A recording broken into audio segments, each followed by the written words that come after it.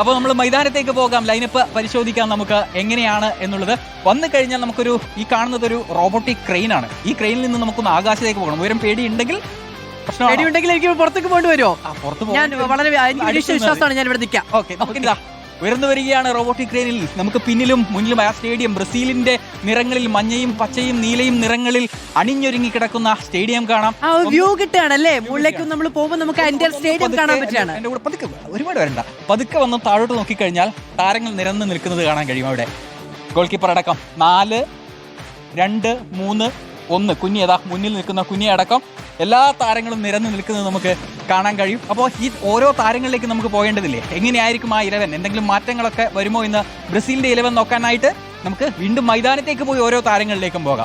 പതുക്കെ ആകാശത്ത് നിന്ന് ഭൂമിയിലേക്ക് വന്ന് താരങ്ങൾക്കൊപ്പം പോകാം. ഈ പന്ത് ഞാൻ എന്തിനാ വെച്ചതെന്ന് വെച്ചാൽ എന്റെ കയ്യിൽ നിന്ന് അങ്ങനെ പിടിവിട്ട് പോകണോ, താഴെ വീണു പോകുമല്ലോ,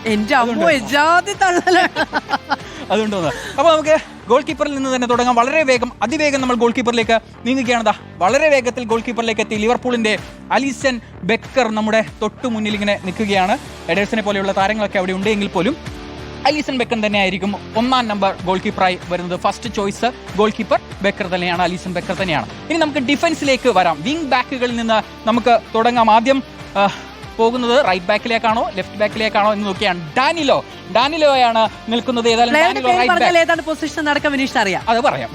അപ്പോൾ റൈറ്റ് ബാക്കായി ഡാനിലോ നിൽക്കുകയാണ്. അപ്പോൾ ഡാനിലോ തന്നെയായിരിക്കും അത് വിങ്ങുകളിൽ നിന്ന് പന്ത് മുന്നോട്ടേക്ക് എത്തിക്കുക എന്നുള്ളൊരു ലക്ഷ്യം കൂടി ഡാനിലോക്ക് ഏതായാലും ഉണ്ട്. നോട്ടിംഗ്ഹാം ഫോറസ്റ്റിന്റെ താരമാണ്, ഇംഗ്ലീഷ് പ്രീമിയർ ലീഗിലെ നോട്ടിംഗ്ഹാം ഫോറസ്റ്റിലെ താരമാണ് ഡാനിലോ. ഇനി നമുക്ക് സെൻട്രൽ ഡിഫൻസിലേക്ക് വരാം. സെൻട്രൽ ഡിഫൻസിൽ വരുന്ന 2 താരങ്ങൾ, ഒന്ന് മാർക്കിഞ്ഞോസിനെ കുറിച്ച് നമുക്ക് പ്രത്യേകിച്ചൊന്നും പറയേണ്ടതില്ല. PSG-യുടെ എല്ലാമായിട്ടുള്ള താരം, ഏറെ കാലമായി ബ്രസീൽ നിരയിൽ സെൻട്രൽ ഡിഫൻസിൽ ശക്തമായ പ്രതിരോധ കോട്ടയായി നിൽക്കുന്ന മാർക്കിഞ്ഞോസിനെ വിട്ടുകളയുന്ന ഒരു തീരുമാനവും ഏതായാലും പരിശീലകന്റെ ഭാഗത്ത് നിന്നുണ്ടാവില്ല. അദ്ദേഹത്തിന്റെ പങ്കാളിയായി തൊട്ടടുത്തുള്ളത് നമ്മൾ ഗബ്രിയേൽ മഗലസ് ആണ്. ഗബ്രിയേൽ മഗലസ് കൂടി നിൽക്കുകയാണ്. ആഴ്സണലിന്റെ താരമാണ്. മഗലസ് തന്നെ ആദ്യ ലെവലിൽ ഉണ്ടാകുമെന്നുള്ള കാര്യവും സംശയമില്ല. നമ്മൾ ആദ്യം ഇനി അടുത്ത ബാക്കിലേക്ക് പോവുകയാണ്. നമ്മൾ ആദ്യം പോയത് റൈറ്റ് ബാക്ക് അല്ലേ? എനിക്കറിഞ്ഞൂടാ വിനീഷ്, പറഞ്ഞു കൊടുത്താൽ ബാക്കിലേക്ക് പോകാം. ലെഫ്റ്റ് ബാക്ക് ആരാണ് കളിക്കുക എന്നുള്ള കാര്യം കൂടി നമുക്ക് നോക്കാം. ഏതായാലും സെനിറ്റ് പീറ്റേഴ്സ്ബർഗിന്റെ താരമായിട്ടുള്ള ലെഫ്റ്റ് ബാക്കിൽ കളിക്കാൻ പോകുന്നത് മഗലസിൽ നിന്ന് നമുക്കൊന്ന് നീങ്ങാം എന്ന് തോന്നുന്നു. മഗലസിൽ തന്നെ നമ്മളങ്ങ് സ്റ്റക്കായി പോയിരിക്കുകയാണ്. ഓക്കെ, ഡഗ്ലസ് സാന്റോസ് ആണ് സെന്റ് പീറ്റേഴ്സ്ബർഗിന്റെ താരമായിട്ടുള്ള ഡഗ്ലസ് സാന്റോസ് ആണ് നിൽക്കുന്നത്. ഇനി നമുക്ക് മധ്യനിരയിലേക്ക് പോകാം. ഡിഫൻസീവ് മിഡ്ഫീൽഡർമാരായി ആരൊക്കെയാണ് ഉണ്ടാവുക എന്നുള്ളതാണ്. നമുക്ക് മധ്യനിരയിലേക്ക് ഇനി പോകേണ്ടതുണ്ട്. ഡഗ്ലസ് സാന്റോസിൽ നിന്ന് നമുക്ക് പോകേണ്ടത് മധ്യനിരയിലേക്കാണ്. മധ്യനിരയിൽ ബ്രൂണോ ഗിമറാസ് കഴിഞ്ഞ മത്സരത്തിലും ഒക്കെ തന്നെ ഈ ഒരു ഡിഫൻസീവ് മിഡ്ഫീൽഡർ റോളിൽ ഉണ്ടായിരുന്നു. അപ്പോൾ ഗിമറാസ് ഈ ഒരു മത്സരത്തിലും ഏതായാലും ഉണ്ടാകുമെന്നുള്ള കാര്യത്തിൽ സംശയമൊന്നുമില്ല. അപ്പോൾ ഗിമറാസ് കഴിഞ്ഞാൽ അദ്ദേഹത്തിന്റെ പങ്കാളിയായി ആരായിരിക്കും എന്നുള്ളതാണ്.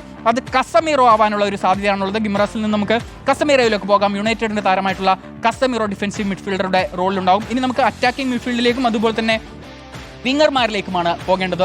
കസമീറോയിൽ നിന്ന് നമുക്ക് ആദ്യത്തെ വിങ്ങറിലേക്ക് വരികയാണെങ്കിൽ അത് മിക്കവാറും വിനീഷ്യസിലേക്കല്ല, അതിനു മുന്നേ നമ്മൾ റയാനിലേക്കാണ് എത്തിയത്. അപ്പോൾ റയാൻ ഇന്നത്തെ മത്സരത്തിൽ ആദ്യ ലെവലിൽ ഉണ്ടാകുമെന്നുള്ളൊരു പ്രതീക്ഷയാണ് ഉള്ളത്. കാരണം റഫീഞ്ഞയ്ക്ക് പരിക്ക് പറ്റിയിട്ടുണ്ട്. അതുകൊണ്ട് റയാൻ വരുമെന്നും തന്നെയാണ് വിചാരിക്കുന്നത്. ഇനി അറ്റാക്കിംഗ് മിഡ്ഫീൽഡിലേക്ക്, റയാനിൽ നിന്ന് നമുക്ക് അറ്റാക്കിംഗ് മിഡ്ഫീൽഡിലേക്ക് പോവുകയാണെങ്കിൽ അവിടെ ലൂക്കാസ് പക്വറ്റ അറ്റാക്കിംഗ് മിഡ്ഫീൽഡിൽ ഉണ്ടാകും. ആദ്യ മത്സരത്തിൽ അല്പം നിറമങ്ങിയതാണ് പക്വറ്റ, പക്ഷേ ഫോം തിരിച്ചു പിടിച്ച് ആ രീതിയിൽ സ്കോട്ട്ലൻഡ് ടൈറ്റ് പ്രതിരോധമുള്ളൊരു സംഘമാണ്. അവർ പ്രതിരോധത്തിന് പേര് കേട്ട ഒരു സംഘമാണ്. അപ്പോൾ അവർക്കെതിരെ പക്വേറ്റ ഫോമിലേക്ക് ഉയരുമോ എന്നുള്ളതാണ്. ഇനി നമുക്ക് പക്വേറ്റയിൽ നിന്ന് അടുത്ത വിങ്ങറിലേക്ക്, ലെഫ്റ്റ് വിങ്ങറായിട്ടുള്ള വിനീഷ്യസ് ജൂനിയർ, റയൽ മാഡ്രിഡിന്റെ താരം, ഈ ലോകകപ്പിൽ ഉജ്ജ്വല ഫോമിലാണ്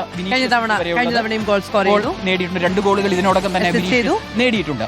ഇനി നമുക്ക് ഈ സെൻട്രൽ സ്ട്രൈക്കറായിട്ട് വരുന്ന താരം വിനീഷ്യസ് ജൂനിയറിൽ നിന്ന് നമുക്ക് സ്ട്രൈക്കറിലേക്ക് പോകാം. ഏറ്റവും മുന്നിൽ മാത്യൂസ് കുഞ്ഞ, അദ്ദേഹം യുണൈറ്റഡിന്റെ താരമാണ്. കുഞ്ഞിയെ കഴിഞ്ഞ മത്സരത്തിൽ ഗോൾ നേടിയിട്ടുണ്ട്. അപ്പോൾ ആദ്യ ഗോൾ, ഈ ലോകകപ്പിലെ അദ്ദേഹത്തിന്റെ ആദ്യ ഗോൾ, ലോകകപ്പ് ചരിത്രത്തിലെ അദ്ദേഹത്തിന്റെ ആദ്യ ഗോൾ നേടിയിട്ടുണ്ട്. അപ്പോൾ ഇങ്ങനെ ഒരു സാധ്യത ലൈനപ്പാണ് കാണുന്നത്. പിൻനിരയിൽ 4 പേർ, പിന്നെ ഡിഫൻസീവ് മിഡ്ഫീൽഡിൽ 2 പേർ, മധ്യനിരയിൽ 3 പേർ, ഒരു സ്ട്രൈക്കർ. അപ്പോൾ 4-2-3-1 എന്നുള്ള ശൈലിയിൽ പരിശീലകൻ ടീമിനെ വിന്യസിക്കുമെന്ന് തന്നെയാണ് ഈ ഒരു ഘട്ടത്തിൽ. ഇത്രയും കഴിഞ്ഞ ദിവസം തന്നെ വിനീഷ് ഞെട്ടിച്ചതാണ്. ഇത്തവണ അതിനേക്കാൾ കൂടുതൽ ഞെട്ടിച്ചിരിക്കുന്നു. നമുക്ക് മുകളിലേക്കൊക്കെ പോയി മുഴുവൻ ഗാലറി കാണാനും താഴെ പ്ലേയേഴ്സ് നിൽക്കുന്നതും ഒക്കെ കാണാൻ കഴിഞ്ഞ ഒരു സംവിധാനം കൂടിയാണ്. ഇനി ഈ ലോകകപ്പ് വരെ ഇങ്ങനത്തെ അത്ഭുതങ്ങളൊക്കെ തുറന്നുകൊണ്ടിരിക്കും. കഴിയുമ്പോഴത്തേക്ക് നമുക്ക് ഏകദേശം റൗണ്ട് ഓഫ് 32 കഴിഞ്ഞു, പിന്നെ പ്രീ ക്വാർട്ടർ ഒക്കെ എത്തുമ്പോഴേക്ക് പല അത്ഭുതങ്ങളും പ്രതീക്ഷിക്കാം. അതിനൊക്കെ പറ്റുന്ന ആളുകൾ ഇവിടെ വന്ന് കളിക്കോ? ചെയ്യാൻ പറ്റും. എല്ലാം നമ്മുടെ കയ്യിലുണ്ടല്ലോ. ശരി.